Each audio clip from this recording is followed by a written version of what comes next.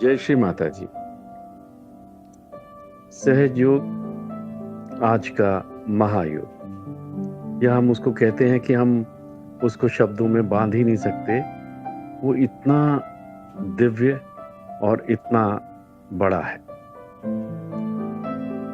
आज हमारे साथ श्रीमती अलका नलगीरकर जी हमारे साथ हैं, और वो आज हम सबको जो लेमन ट्रीटमेंट है या नींबू के द्वारा कैसे चैतन्य शक्ति जब उस नींबू में समाहित होती है, श्री माता जी की शक्ति कैसे उसको वाइब्रेट करते हैं श्री माता जी के शक्ति के द्वारा, और उसके द्वारा चक्रों की दिक्कतें, प्रॉब्लम, नाड़ियों की जो दिक्कत है या शरीर के किसी हिस्से में कोई कष्ट है, उसको वो लेमन ट्रीटमेंट से कैसे उसको हम निकाल सकते हैं, उससे मुक्ति पा सकते हैं, उसके बारे में बताएंगे। आज ये जो मिसेस अलका नलगीरकर जी जो इस ट्रीटमेंट के लिए बताएंगे, उसमें एक कुछ विशेष है। ये सारा के सारा जो वो बताएंगी, उनका एक समय परम सौभाग्य रहा जब आदि शक्ति श्री माता जी साक्षात विराजमान रही कुतुब टेम्पल में एक लंबे समय के लिए। तब उनको परम सौभाग्य मिला श्री माता जी के श्री चरणों में रहने का, और उस दौरान श्री माता जी ने काफी चीजें उनको बताई, और वो सारी चीजें हमने रिकॉर्ड भी की और उस पे डाली भी। वो आप पहले आप सब लोग देख भी चुके हैं, जैसे मटका ट्रीटमेंट है, कैंडलिंग है। तो आज हम इनसे जानेंगे कि एक जो नींबू है उसमें उसको कैसे वाइब्रेट करते हैं और कैसे बड़ी बड़ी चीजों से हम मुक्ति पा लेते हैं। आए हम सब मिसेस नलगीरकर से ये जानते हैं। जय श्री माता जी। आज हम श्री माता जी ने जैसे सबको बताया है कि नींबू वाइब्रेट करके खुद का क्लियरिंग कैसे करते हैं। सबसे पहले हम नींबू लिया है, इसका जो पोर्शन डंडल को चिपका हुआ होता है वहाँ एक हल्का सा हार्ड पोर्शन होता है, उसको नाखून से हम निकाल लेते हैं, उसको छुरी से काटना नहीं है। फिर वो पोर्शन ऊपर करके हम उसको वाइब्रेट करने के लिए श्री माता जी के फोटो के सामने रखेंगे। श्री माता जी साक्षात आदि शक्ति है, उनमें दिव्य शक्ति है। हम श्री माता जी को प्रार्थना करेंगे, श्री माता जी कृपा करके आप इस नींबू को वाइब्रेट कर दीजिए, चैतन्य से भर दीजिए, ताकि जब हम ये नींबू यूज करेंगे तो हमारे अंदर जो भी बाधा है, कष्ट है, वो दूर होता जाएगा। और हम ये पूरे नम्रतापूर्वक और भक्ति से प्रार्थना करेंगे।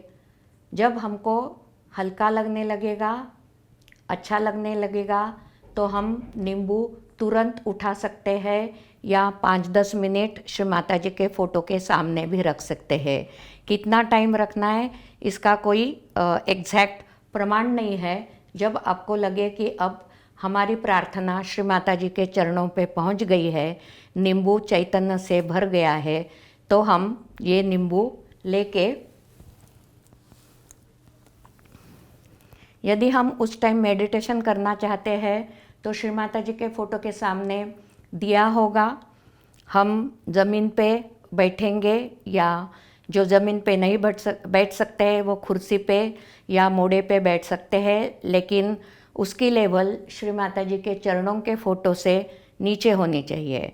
फिर हम लेफ़्ट हैंड श्री माता जी की तरफ करेंगे, राइट हैंड में ये नींबू रखेंगे, जहाँ से हमने वो डंठल का पोर्शन होता है वो निकाल लिया है। वो पोर्शन हम हमारे चक्र के ऊपर रखेंगे। समझ लो किसी का नाभि चक्र लग रहा है कि यहाँ कष्ट है, दर्द है, तो हम वो पोर्शन नाभि चक्र के पे रख के, लेकिन हमारा पूरा चित्त श्री माता जी के चरणों में होना चाहिए। नम्रता से, भक्ति से हम श्री माता जी को प्रार्थना करेंगे, श्री माता जी कृपा करके इस जगह पे, इस चक्र पे जो भी कष्ट है, बाधा है, श्री माता जी कृपा करके इसको निकाल दीजिए। नींबू की ट्रीटमेंट ये जो है वो सिर्फ लेफ़्ट साइड के लिए है ऐसा नहीं। समझ लो आपको राइट साइड में भी कहीं दर्द है, समझ लो आपको यहाँ दर्द है, तो आप नींबू राइट हैंड में लेके, लेफ्ट हैंड में लेके राइट हैंड श्री माता जी की तरफ करके आप यहाँ लगा सकते हैं और श्री माता जी को प्रार्थना कर सकते हैं। श्री माता जी, मुझे यहाँ दर्द है, जिस बाधा के वजह से दर्द है, श्री माता जी कृपा करके वो सारी बाधा निकाल दीजिए। कभी हमारी आज्ञा पकड़ी हुई है तो हम लेफ्ट हैंड श्री माता जी की तरफ करके हम आज्ञा पे नींबू रख के भी वाइब्रेशंस दे सकते हैं। बैक आज्ञा लग रही है तो यहाँ भी दे सकते हैं। मतलब सिर्फ लेफ्ट के लिए ये ट्रीटमेंट नहीं है, राइट में भी आपको कहीं भी तकलीफ़ है, बाधा है, कष्ट है, तो आप ये तरीका जो श्री माता जी ने कहा है वो उपयोग में ला सकते हैं। ये नींबू हम ध्यान कर रहे हैं तब भी हाथ में लेके इसको हमारा क्लियरिंग कर सकते हैं। लेफ्ट हैंड में जो सहस्रार का पोर्शन है वहाँ ये दंडल वाला हिस्सा रख के हम कर सकते हैं। इससे हमारे सारे चक्रों के ऊपर जो भी बाधा है वो निकल जाती है। एक दिन भर ये एक नींबू रखा तो भी अच्छी बात है, लेकिन कभी कभी समझ लो हमारे अंदर ज़्यादा कष्ट है, बाधा है, तो ये नींबू थोड़ा सा कलर बदल जाता है, कभी कभी हार्ड हो जाता है, कभी बहुत ही सॉफ्ट सा हो जाता है।